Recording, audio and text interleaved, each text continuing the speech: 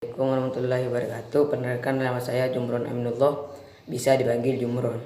Saya dari kelas 10C SMA Nahdlatul Thulab. Di sini saya akan menjelaskan tugas geografi yang menjelaskan tentang eksogen.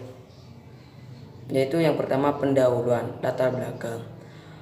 Pengembangan komunikasi berkelanjutan sebagai salah satu strategi. Pembinaan guru dan tenaga kependidikan diharapkan dapat menjamin guru dan tenaga kependidikan secara terus-menerus penelitian, meningkatkan dan mengembangkan kompetensi sesuai dengan standar yang telah ditetapkan.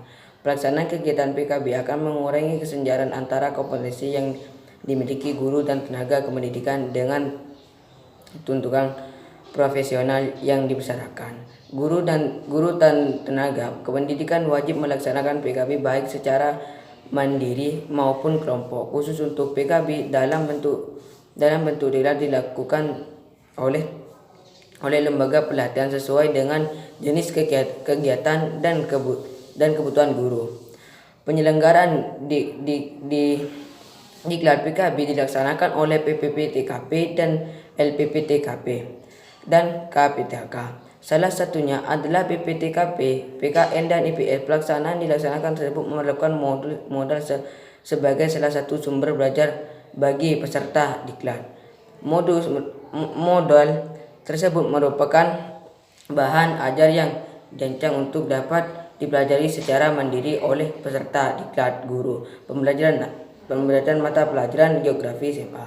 Modul itu berisi materi, metode, bahasan, tugas dan latihan serta petunjuk penggunaan yang diajarkan secara sistematik dan menarik untuk mencapai tingkatan kompetensi yang diharapkan sesuai dengan tingkat kompetensinya.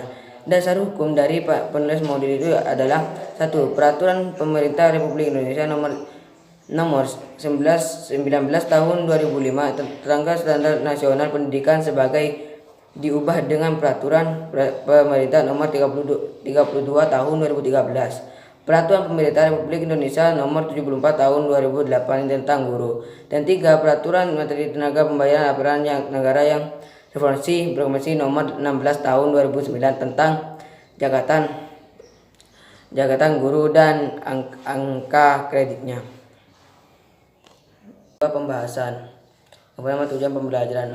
Melalui diskusi dan praktik, peserta dapat menjelaskan pengertian tenaga eksogen dan endogen. 2. Melalui diskusi, peserta dapat mengertikan bentuk hasil tenaga eksogen dan eksogen. Dan yang kedua, indikator pencapaian kompetensi. Menjelaskan penggunaan tenaga eksogen. Dan 2. Menjelaskan pengertian tenaga eksogen. Dan yang ketiga, pengertian bentuk yang dihasilkan tenaga eksogen. Dan yang keempat, mengertikan bentukan yang disesuaikan tenaga eksogen. Uraian materi tenaga eksogen dan tenaga endogen. 1. Pengertian tenaga endogen. Tenaga endogen adalah tenaga yang berasal dari dalam bumi yang menyebabkan perubahan pada kulit bumi. Tenaga endogen ini sifatnya membantu permukaan bumi menjadi tidak rata. Diperkirakan awalnya permukaan bumi rata datar, tetapi akibat tenaga endogen ini berubah menjadi gunung. Dan yang kedua, bentuk tenaga endogen. Terjadinya bentuk muka bumi yang tidak rata terjadi akibat adanya tenaga di dalam bumi. Endogen dari dan luar bumi. Endogen pada bagian ini akan hanya dibahas untuk mengenai tenaga endogen yang merupakan tenaga yang berasal di dalam bumi yang menyebabkan perubahan bentuk pada kulit bumi. Penutup.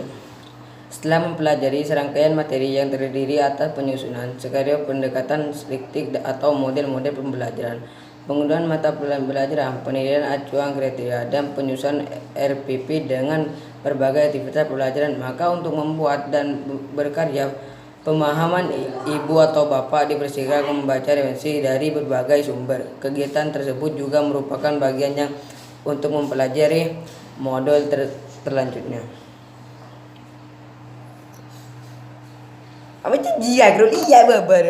Kurang lebihnya mohon maaf sebesar-besarnya.